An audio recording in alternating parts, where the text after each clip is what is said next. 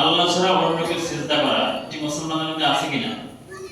বিভিন্ন মাজারে আপনি গিয়ে দেখবেন, সেখানে পাশে মসজিদ রয়েছে, মসজিদে আল্লাহকে সিজদা দেয়, আবার মাজারে সিজদা হয়, হয় কিনা? বাংলাদেশে আছে না এরকম? ঘুরে দেখেন আছে কিনা। আল্লাহ বলেছেন ইবাদত হবে শুধুমাত্র আল্লাহর জন্য। সিজদা পাওয়ার যোগ্য কে?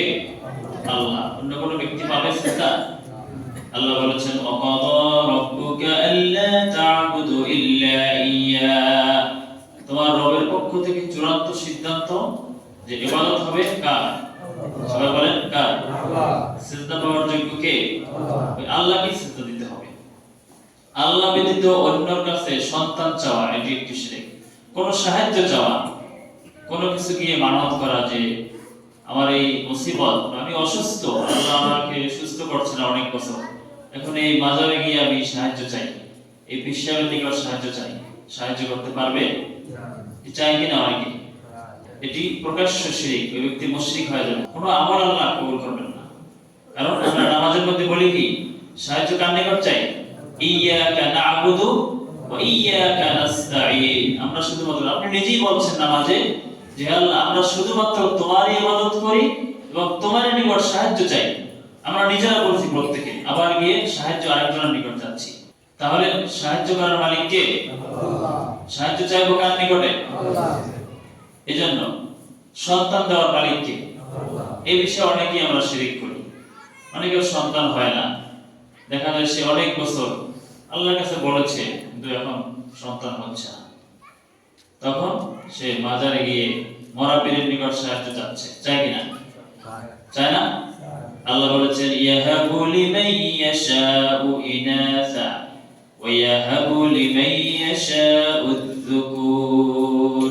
আল্লাহ যাকে চান কন্যা সন্তান দান করে, যাকে চান পুত্র সন্তান দান করে, আর যাকে চান দুটো দান করেন, ছেলে মেয়ে উভয় দান করেন, আর যাকে চান কিছুই দেন না। দেওয়ার মালিক কে বলেন? আল্লাহ। এগুলো হচ্ছে আমাদের সমাজের শিরক।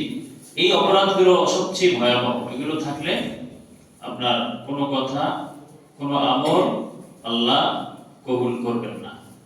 আল্লাহ ব্যতীত অন্য কেউ গায়েবের মালিক, এই কথাটা অনেকে বিশ্বাস আছে যে সে গায়েবীভাবে সাহায্য করতে পারে, এই কথা বিশ্বাস করলে সে মুশরিক হয়ে যাবে।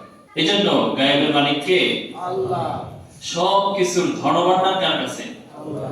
এই যে অনেকে বলে, বিভিন্ন মাজারে দেখা যায় অনেক বক্তা আছে, আপনারা চিনেন, দেখেন যে তারা বলে যে আল্লাহর ধন রাসূলকে দিয়ে আল্লাহ গেলে গায়েব হয়। এরকম কথা শুনছেন নি কখনো? আছে নি?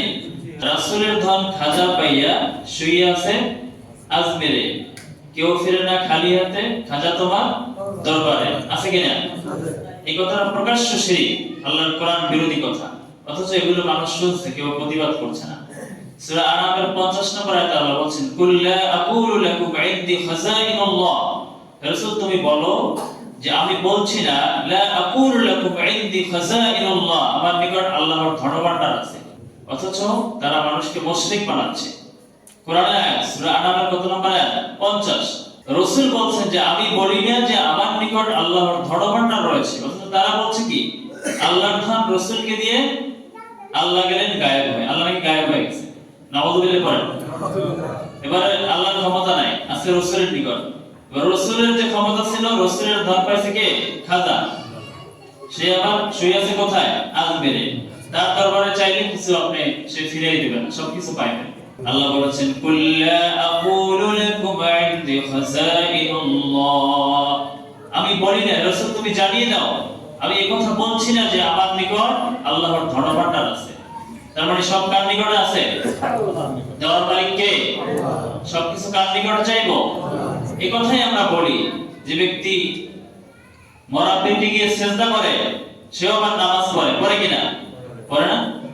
সেও আবার নামাজে গিয়ে বলে ইয়াকা না'বুদু ওয়া ইয়াকা নাস্তাঈন, আমরা শুধুমাত্র কেবলমাত্র আপনার ইবাদত করি আর আপনার নিকটেই সাহায্য চাই। আল্লাহ বলেন তুই একটি মিথ্যাবাদী।